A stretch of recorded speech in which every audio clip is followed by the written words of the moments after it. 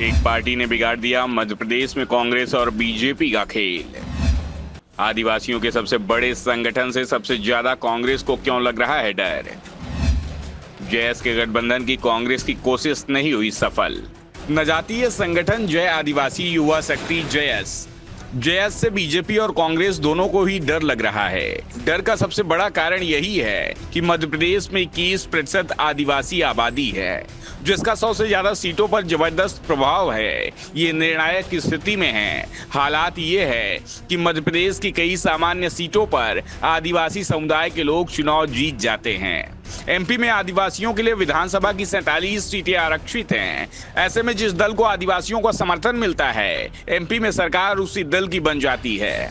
2003, 2008 और 2013 में इनका समर्थन बीजेपी को मिला तो एमपी में बीजेपी की सरकार बनी। 2018 में आदिवासी बीजेपी से नाराज हुआ और कांग्रेस के साथ गया तो सरकार भी कांग्रेस की बन गई। और अब एक बार फिर आदिवासियों पर ही सबसे ज्यादा नजरें टिकी हुई हैं। इस बार आदिवासी किसके साथ जाएगा?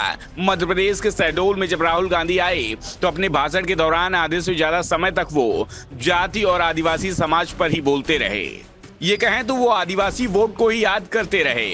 तो दूसरी ओर शिवराज सिंह चौहान भी इस बार इस वोट बैंक को अपने पाले में लाने की पूरी ताकत लगा रहे हैं।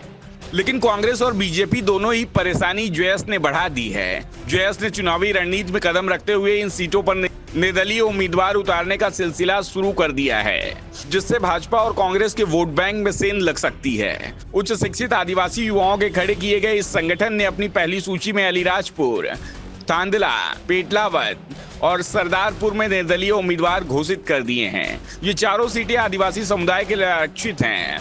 जयस के राष्ट्रीय अध्यक्ष लोकेश मुजाल्दा का दावा है, हम भले ही राजनीतिक दल के रूप में चुनाव आयोग में फिलहाल पंजीकृत नहीं हैं, लेकिन पिछले 10 सालों में जमीनी संघर्ष के बाद हमने अपने नेताओं को चुनावी राजनीति में भेजने का फैसला किया, जिससे हम राज्य को अलग आदिवासी मुख्यमंत्री देने का लक्ष्य हासिल कर सके। उन्होंने कहा, जयस राज्य में आदिवासी के लिए आरक्षित 47 सीटों के साथ ही कुछ ऐसी अनारक्षित सीटों पर भी निर्दलीय उम्मीदवार उतारेगा, जहां चुनाव परिणाम तय करने में जनजातीय समुदाय की बड़ी भूमिका रहती है।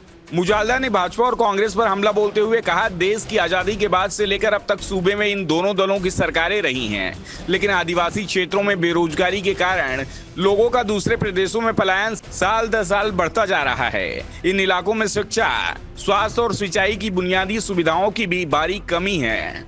जयस की कोशिश अब बीजेपी और कांग्रेस की चिंता का विषय बन गई है। दरअसल आदिवासी समाज को साधने के लिए बीजेपी ने भी कोई कम कोशिशें नहीं की हैं। बीजेपी ने बीते 5 वर्षों के दौरान आदिवासी के बीच पैठ बढ़ाने के लिए कई अभियान चलाए, जिनमें हिंदुत्व की विचारधारा से जुड़े अलग अलग संगठनों की भी मदद ली गई। मौजूदा विधानसभा चुनाव में जयस की चुनौती के बारे में पूछे जाने पर भाजपा सांसद सुमेर सिंह सोलंकी ने कहा, जयस कोई राजनीतिक पार्टी नहीं है, इसलिए चुनाव में इस संगठन के निर्दलीय उम्मीदवार उतारे जाने से हमें कोई फर्क नहीं पड़ेगा। दूसरी ओर चुनावी जीत कांग्रेस के लिए आदिवासी सीटें कितनी महत्वपूर्ण हैं, इसका अंदाजा इस बात से लगाया जा सकता है कि प्रियंका गांधी वाड्रा और राहुल गांधी जैसे शीर्ष नेताओं ने चुनाव प्रचार के लिए जनसभाएं करने के मामले में क्रमशः धार और शहडोल जैसे जनजातीय बाहुल्य जिलों को प्राथमिकता दी है।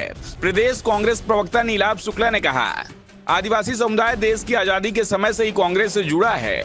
एमपी कांग्रेस प्रवक्ता नीलाभ शुक्ला ने कहा, भाजपा ने आदिवासियों को बरगलाने के लिए भव्य आयोजनों और नौटंकी जरूर की है, लेकिन सच्चाई यही है कि भाजपा के राज में आदिवासियों पर अत्याचार बढ़े हैं। उन्होंने कहा, जयस एक सामाजिक संगठन और आदिवासी बखूबी समझते हैं कि यह संगठन अपने दम पर सूबे में सरकार नहीं बना सकता है।